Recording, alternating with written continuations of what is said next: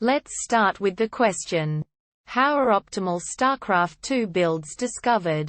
Just trial and error. In Starcraft 2, how are optimal builds discovered? Is it really just trial and error and/or hand timing? I'd love to know what mathematical algorithms could be used to discover the optimal timings. For example, use an equation to know empirically what is the earliest possible time 15 unit X's could be produced, or 10 unit X's and 3 unit Y's and 3 unit J's. Edit: I've changed my description from good builds to optimal builds to narrow the scope. So how can we solve this? There are 4 possible answers. Answer 1. You're looking for standard openings. Obviously by now with SC being out for years, there is an established meta with each patch changing it slightly. This is subjective, as the things that separates builds from being successful are micro player skill, opponents' decisions, maps and tons of other variables. There have been hundreds of unit combinations that have been successful over the years. Terran has Marine Medevac Marauder as the standard for a very long time. Then Mech got buffed after years and was stronger than him. To your question, there isn't going to be a standard answer that is acceptable.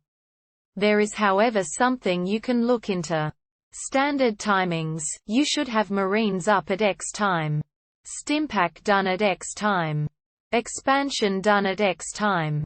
Etc. There are thousands of guides out there that would take days to look into, which is what makes SC so fun. Answer 2. Starcraft is a game about timing. Having the right structures, army at the right time is what Starcraft builds are all about. Time is the most sacred resource in Starcraft. Builds are basically timetabled guides to give you an advantage over your enemy at the right time, while avoiding your enemy's timings.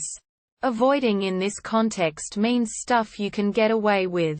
Simple example is a very large map where you know you can get away with an economical build without getting rushed down.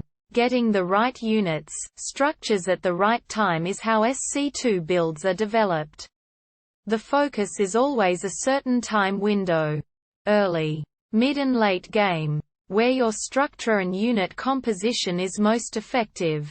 You normally start with an generic build and trim it to make it faster, more efficient to suit your build goals. You can use algorithms help to trim a build, but you still need to know what you want at which time. So I don't know if build generator would really help, since no AI can evaluate a build like a human can in the end.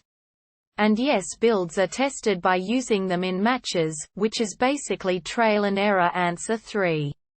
Optimal builds mostly rely on good timing, and from this comes trial and error.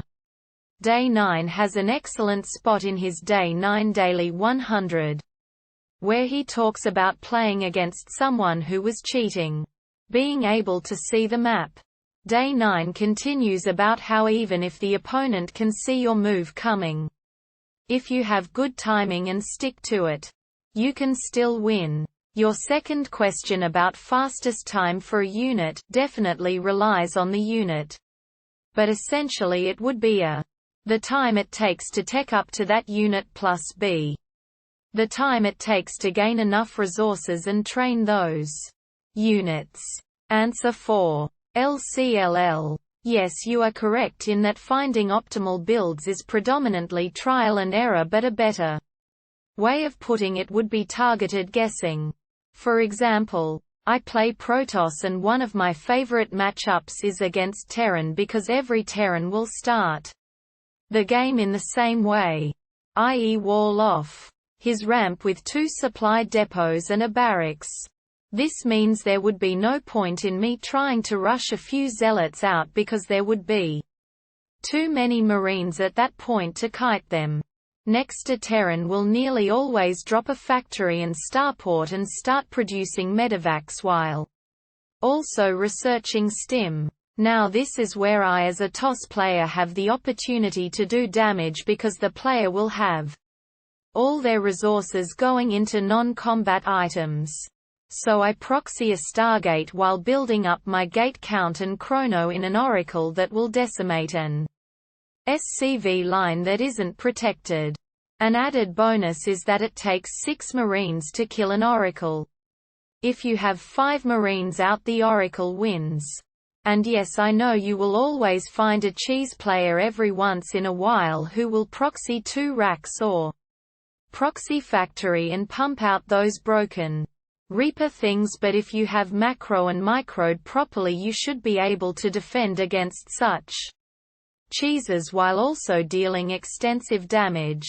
Don't forget, every unit has its strengths and weaknesses, and if you know all of these, then no matter what your opponent builds you should be able to counter them relatively well while covering your own unit's weaknesses. Hope this helps. I hope these answers helped, and if they did, please drop a comment and subscribe.